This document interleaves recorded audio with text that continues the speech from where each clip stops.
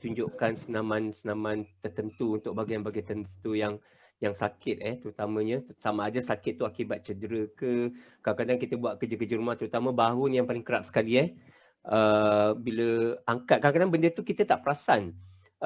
Something yang kita rutin kita buat tiap-tiap hari, contoh memasak kuali kan, bila pegang, bila nak angkat tu isi dalam kuali tu kita tak tahu berapa berat, kadang-kadang ada 2-3 kilo kat situ. Kadang bila angkat pindah-pindah dan banyak kan, tu pun boleh menyebabkan kalau kita macam saya cakap tadi, faktor kalau kita tak aktif, ni tak kira masalah faktor umur dan sebagainya, sebab ada je yang umur yang agak muda, bila dia buat sesuatu sedangkan dia tak aktif, dia akan dapat kecederaan pull muscle, terutama dekat bahu ataupun dekat leher. Okey. Of course pertama kali bila ada kesakitan atau kecederaan, kita perlu rawat lah.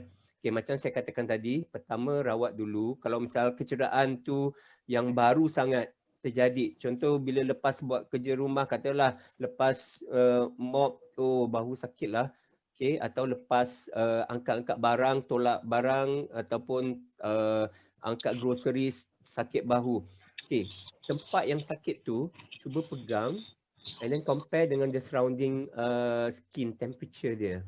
Okay, kalau warm, so maknanya ada inflammation. So basically selalunya injury ada inflammation Inflammation tu, tanda-tanda inflammation adalah pertama, of course sakit. Kedua, bila kita pegang dekat skin temperature, dekat skin tu, dia punya temperature dia slightly warmer compared to the surrounding area, surrounding skin. Ketiga, bila dah of course sakit, pergerakan pun agak terbatas kan, ada limited range. And then ketiga, kadang-kadang dah ada bengkak. And then of course nampak kemerahan tempat yang cedera. Tapi yang paling utama sekali, bila nak tahu inflammation, of course bila pegang tu dia rasa hangat. Dia macam kita demam. Macam kita demam. Kan kalau kita demam kan kita check panas lah, dedah ke macam tu. So bila compare dengan surrounding area, tengok dia warm. Okay, pertama macam saya katakan tadi, letak ais. Okay, ais tu tujuan dia pertama adalah untuk reduce the inflammation tu tadi. Sebab tadi saya dah katakan dia panas kan. So bila ais, dia akan cool down. So bila kita injured, selalunya akan ada tisu yang akan koyak. Walaupun koyak tu sedikit. Sebab tu kadang-kadang bila terasa macam ketat dekat bahu atau mana-mana tempat. So bila ketat, dia makna kat situ ada bengkak. So jadi kita kena control tisu yang koyak tadi daripada dia mengeluarkan cairan, sama ada saluran berbentuk darah daripada saluran darah yang halus-halus yang breakdown ataupun tisu yang koyak tu, untuk biar dia tidak berkumpul dan jadi membengkak. So kita kena kontrol. So bila kita kontrol, kita dapat elakkan benda tu jadi meluas. Bila semakin luas bengkak tu, dia akan mengakibatkan keadaan tisu yang lebih banyak yang akan jadi masalah. Okay. Okay, tu kita buat ais. Okay, berapa lama? Of course, ais tu kalau ada cold pack, bukan pakai cold pack, pakai cold pack. Kalau tak ada, pakai ais. Ice cube yang ada kat rumah tu, masukkan dalam plastik, lapikkan dengan towel dan letak kat tempat yang ada sakit tu. Kadang-kadang kita terpelecuk ke kan bila jalan ke atau terantuk tu, bila nampak ada bengkak, ada lebam tu, maknanya ada tisu yang cedera kat situ.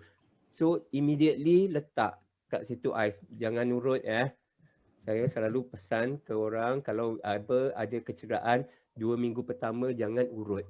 Bagi tisu tu heal dulu. Okay.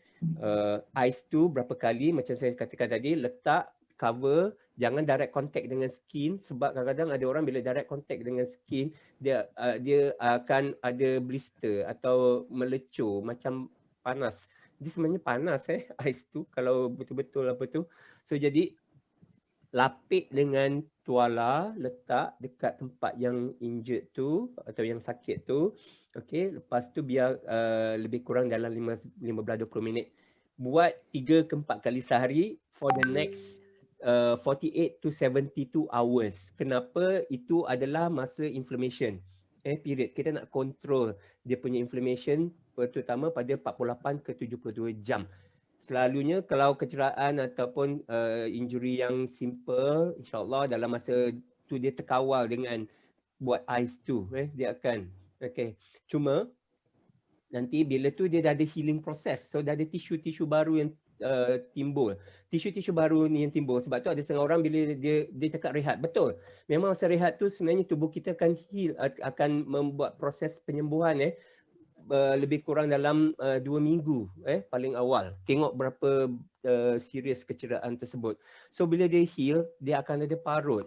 Okay, selalunya memang kalau selalu jumpa doktor, dia akan cakap, okay, awak rehatlah 2 minggu, lepas tu awak boleh buat kerja. Ingat, bila kita rehat 2 minggu tu, kita tak buat apa-apa, otot kat situ dia tak kuat dan kekuatan otot semasa sebelum dengan selepas kecederaan adalah beza. Memang kita tak sakit masa tu, tapi bila kita buat sesuatu disebabkan otot tu lemah, kita tak buildkan dia, kita tak rehabkan dia, so dia akan mudah cenderung untuk cedera lagi.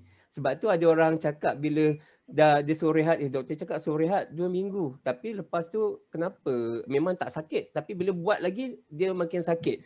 Maknanya pertama kita kena ingat bila ada healing process akan ada scar tissue. Okay, itu yang menyebabkan kadang-kadang ada orang tight. Sebab tu kalau orang yang sakit bahu, kadang most of the time bila dia rehat tak buat apa-apa rehab tak buat apa-apa rehab. Sebab tu kadang-kadang nanti dia akan, kalau boleh nampak, mula-mula otot tu akan jatuh sebab sebab kekuatan otot tu melemah because tak dirangsang. So kekuatan dia tak sama dengan kekuatan bahu yang satu lagi. Kedua, bila dia dah lama-lama, dia akan naik macam ni. So maknanya dah ada stiffness, dah ada scarring kat situ. Tisu tu bila ada parut dia akan pull. Sebab tu ada orang tak boleh sampai bahu dia tak boleh bergerak. So tu yang kita panggil frozen shoulder. So nak apa tu, frozen shoulder ni diagnosis basket anything yang melibatkan kesakitan pada bahu yang menyebabkan dia punya pergerakan bahu dia terbatas, kita panggil frozen shoulder. Of course kita kena diagnose properly, tengok apa punca dia. Sebab bahu kita ni ada struktur. Selain daripada struktur sendi, ada struktur cartilage kat dalam tu, dan juga ada ligamen, dan juga ada otot, dan juga ada tendon kat situ. So jadi kita kena identify apa. Sebab tu kena perlu buat rawatan lanjut. Again sekali lagi macam saya katakan tadi, kalau misal ada injury, pertama, terutama injury baru, jangan pergi urut. Itu contraindication. Okey, tapi kalau ada yang nak pergi, sebab selalu apa yang saya tengok, bila ada yang datang dah lepas sebulan datang, dah tu dia cakap, kenapa saya pergi urut makin bengkak. Saya dah beberapa kali saya jumpa patient macam tu, bila datang jumpa lepas buat urut memang makin. Kenapa? Sebab bila urut, kalau orang tukang urut yang betul-betul pengalaman dia tak akan sentuh tau. Dia akan suruh pertama, kalau dia takut ada fracture, dia cakap pergi buat x-ray dulu. Dan juga itu yang betul-betul yang berexperience. Memang ada, saya tak nafikan, ada memang yang experience urut, dia memang tahu, dia cakap, oh I tak boleh buat ni. You kena pergi jumpa doktor dulu, dapat rawatan dulu, nanti kemudian baru jumpa saya. Macam tu. So itu yang betul-betul bagus yang tahu buat urut, yang tahu. Okey, balik semula. So bila ada start dah beberapa seminggu, 2 minggu, memang dia rehat, dia tak sakit, tapi dalam masa yang sama dia akan ada contracture sebab otot tu akan mengeras. So dia akan parut tu tadilah. So tu yang jadi ada setengah orang bahu dia macam ni, and dia nak buka, terutama kalau perempuan nak buka bra tak boleh kan. So jadi terbatas, kadang-kadang sampai ke paras punggung macam ni.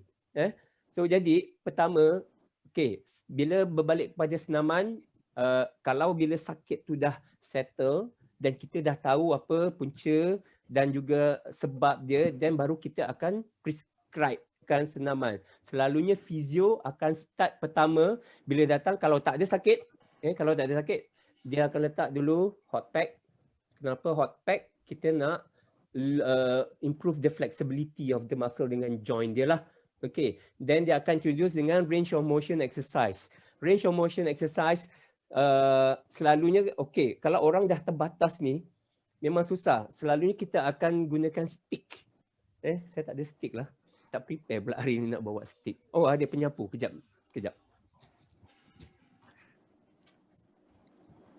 Sorry kejap. Nak demo. Kalau nak demo, kena demo betul-betul. Tak nak. Sorry. Okay, sorry ni ada penyapu So pegang, kenapa kita kena gunakan something untuk hold? Kalau kita buat pergerakan tanpa menggunakan apa-apa bantuan, of course yang tak yang ada masalah, dia tak boleh nak lift. Dia akan sampai ke situ saja. Dan kita tak nak yang tak ada masalah tu jadi dominant. So bila dia dominant, dia yang akan build, yang instead of yang satu lagi tu dia tak build.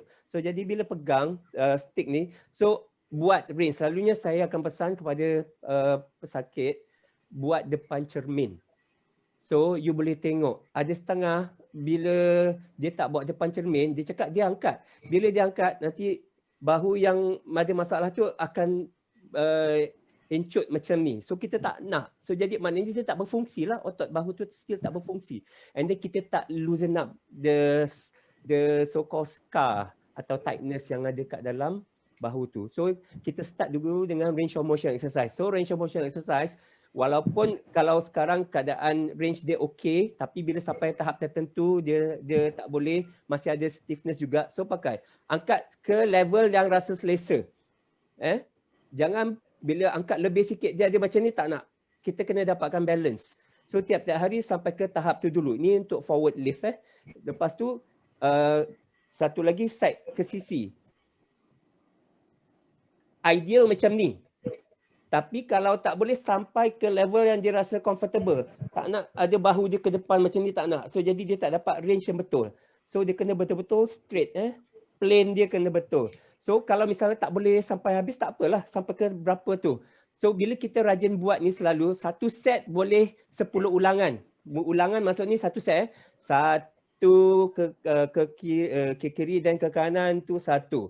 Kalau ke kiri cuma sampai sini, ke kanan tak apa, lebih sikit tak apa. So nanti range dia sampai situlah. So tiap-tiap hari bila buat, sikit cuba push sikit-sikit, nanti lama-lama akan ambil masa, dia mungkin akan ambil masa 4 minggu, 6 minggu, 8 minggu, sebulan, 2 bulan. Tapi kena rajin.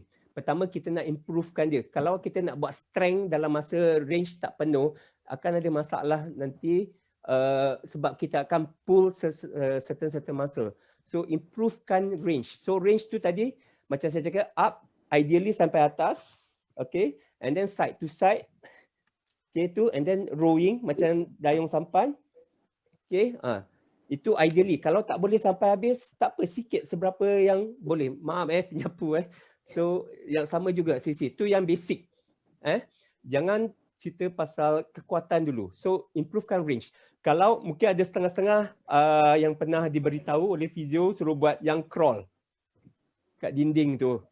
So rapatkan dekat dinding, tengok berapa tinggi.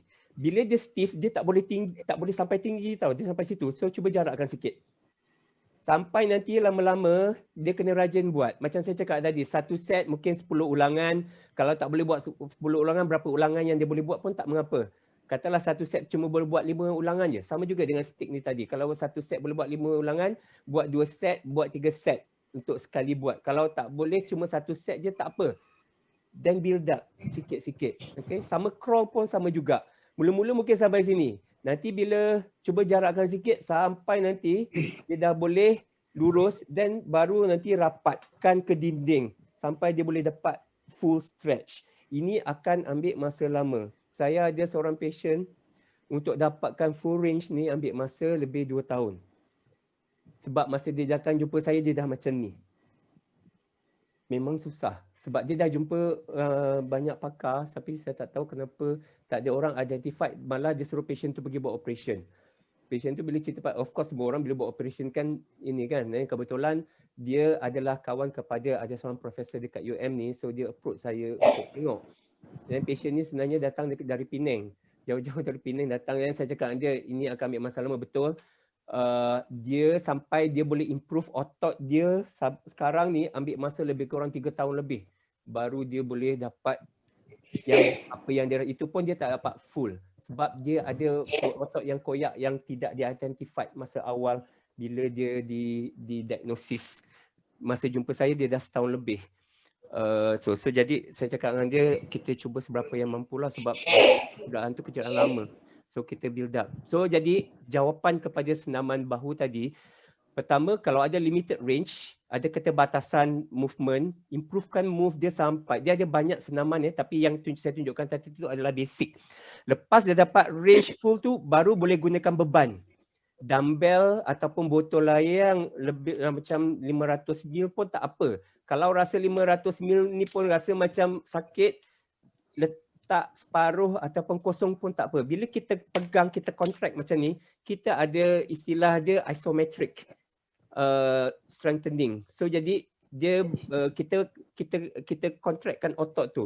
Itu pun sudah merangsang otot untuk jadi lebih kuat. So sikit-sikit. So start dengan something mungkin 500 ml botol, atau kalau ada 1 pound pakai 1 pound, 2 pound, saya pakai pound ya, sebab pound yang paling ringan sekali. Kalau cakap kilo susah. Kalau kilo maknanya 500 gram lah, equivalent dengan 1 pound kot lebih kurang, ataupun 500 ml air botol. Okey, betul. Ya, kita teruskan kepada untuk bersenam. Okey. Mohon pandangan doktor lah. Boleh. Of course, pertama bila tengah sakit tu kita kena treat dia dululah Okey, dapatkan rawatan pertama untuk kurangkan sakit. Apa-apa pun kesakitan pada bahagian tubuh kita treat dulu. Okey, kedua, still boleh pakai hot pack atau cold pack. Depends on apa dia punya bentuk kecederaan. Kalau kecederaan yang baru terjadi macam saya katakan tadi, gunakan cold pack ataupun ice. Atau kalau yang kadang-kadang benda tu dah lama kan, and then kita dia tanda-tanda inflamasi, tapi bila berjalan atau tu rasa ketat, terutama dekat macam bahu tadi, bila ketat kita buat hot pack, atau lutut pun sama juga. Okey, now senaman. Of course, bila kita boleh je melakukan senaman untuk orang yang ada masalah osteoarthritis saya kalau masa tengah sakit, masa cakap tadi ini yang paling mudah sekali, yang paling mudah apa yang selalu saya tunjuk, saya turunkan ke bawah ni. Kamera boleh biar tunjuk Okey, sama ada duduk dekat lantai ataupun duduk dekat sofa. Luruskan kaki Kejap, saya tak ada. Okey, kejap saya ambil kerusi. Sekejap Alamak, susahlah pula. Okey, tak apa. Okey, saya gunakan ini Okey. Kalau duduk dekat sofa atau dekat lantai atau dekat rantai, lurus. Yang pertama sekali yang paling mudah, luruskan. Okey, pointkan ni ke dalam, kita contractkan. Kita rasa otot paha kita mengeras. Tapi jangan tegangkan lutut Point and then hold. Ini kita panggil isometric strengthening exercise untuk kita punya otot paha atau quadricep muscle. So point and then kuatkan dia. Ini senaman yang paling mudah kalau walaupun kita orang tu masih ada sakit lutut, yang ini yang paling simple dan juga tak macam mengaggravatekan keadaan sakit dia. Kalau misal lurus ni sakit, letak towel dekat bawah ni biar dia tak lurus sampai menekan dua tulang lutut tu So dan juga tempurung ni tak menekan ke tulang paha. So jadi letak dekat bawah tu and then pointkan ke dalam. Ada setengah orang dia boleh control squeeze-kan otot paha dia tanpa pointkan ke dalam ujung jari kaki dia. So dia boleh squeeze. Macam saya boleh control squeeze otot paha saya. Kalau ada setengah orang tak boleh, just point ke atas. Okay, then tahan, kira sampai 10. 1, 2, 3, 4, 5, 6, 7, 8, 9. Bukan 1, 2, 3, 4, 5 tak nak 1 second, 2 second 10 and then relax. Dan buat kaki yang satu, sama juga buat kaki yang satu lagi. Ada setengah orang bila dia sakit kaki kanan, dia fokus kanan je. Lepas tu nanti tutup lepas 2 bulan jumpa saya, kaki yang sakit tu lagi besar daripada ke lutut yang satu lagi yang tak ada masalah. Sama juga, saya pernah jumpa ada beberapa atlet pun sama juga, dia fokus sebab dia punya orang yang ajar dia suruh buat tu. Kalau saya, kita kena buat dua-dua biar dia balance. Okay. Of course, yang dominan akan lebih sikit daripada yang non-dominan lah. Tu common. Okay, tu satu. And then satu lagi, dengan masa tengah sakit tu juga, bukan tengah sakit, bila keadaan yang agak tidak selesa untuk buat senaman, kita boleh buat single leg raise. Kita angkat about 30, contoh ni dekat sofa ke ataupun kat katil ke atau kat lantai, angkat sikit and then point akan rasa keras. about 30 degree daripada lantai sofa ataupun tak kisah apa yang di bawah tu angkat 30 and then point. Ini kita buat kekuatan, senaman kekuatan tanpa menggerakkan sendi. Okay, itu yang paling basic sekali yang selalu kita akan ajar. So tahan and then kira sampai 10 lah, 10 and then relax. Okay, itu. Ini kalau yang masa tengah, sebab tu ada setengah-setengah patient bila datang yang lepas buat injection ke masukkan gel ataupun tengah injured, ada masalah sakit lutut, itu senaman yang tanpa menggerakkan sendi yang mungkin aggravatekan dia punya sakit. And then cuma kontrol dia jangan terlalu keras masa contractkan muscle tu lah. Kalau point tu jangan keras sangat. And then satu lagi letak, kalau yang lurus tadi letak apa tu, lipat tuala, letak kat bawah pelipat. Itu yang paling mudah. Yang paling kalau tengah ada sakit. Okey.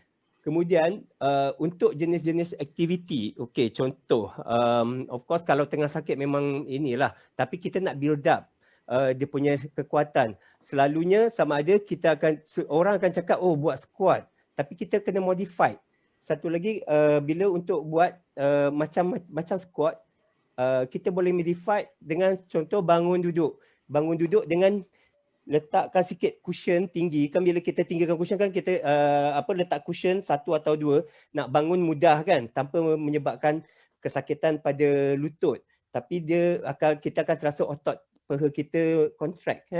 Contract. So jadi buat senaman yang kita panggil sit to stand.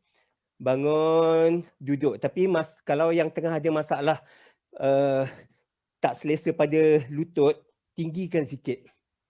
Tinggikan sikit. Letak satu atau dua cushion, lepas tu bangun duduk. Buat tiap-tiap hari. Even yang senam tadi, selalunya saya pesan kat setengah, kalau macam untuk yang Muslim, setiap kali lepas mayang tu, cuba rajin buat. Sebab selalu bila ajar benda-benda macam ni, bila datang, tak buat lah, lupalah. So biar nak tak lupa, buat masa lepas semayang tu, cuba dedicatedkan time. Sekejap je. Tak ambil masa, 5 dalam 10 minit, okey terus. Tu satu, bangun duduk adalah satu. Satu lagi, kita boleh sandar dekat dinding. Contoh sandar kat dinding saya tak ada dinding nak sandar. So sandar dekat dinding, contoh ni dinding lah contoh So, saya bagi contoh So jarakkan. So jadi macam, kalau saya ada gambar saya boleh share. Nanti kalau apa, nanti saya mungkin akan share, nanti mungkin Nat ataupun apa Aida boleh bagikan kepada yang lain lah sebab benda ni kena ada demonstration sebenarnya berkenaan dengan senaman untuk lutut. Tapi yang paling mudah yang tadi tu, bangun duduk, juga lean against the wall dengan degree about 120 darjah. Kalau okey, saya cuba pusingkan sikit ke sini kejap okey. Ni, okey, kalau boleh nampak. Okey, anggap ni dinding boleh nampak So, ada jarak sikit antara tumit dengan dinding tu, and then turun, buka sikit kaki sama paras dengan bahu, and then turun sandar sampai level jangan lutut melebihi ujung jari kaki, dan juga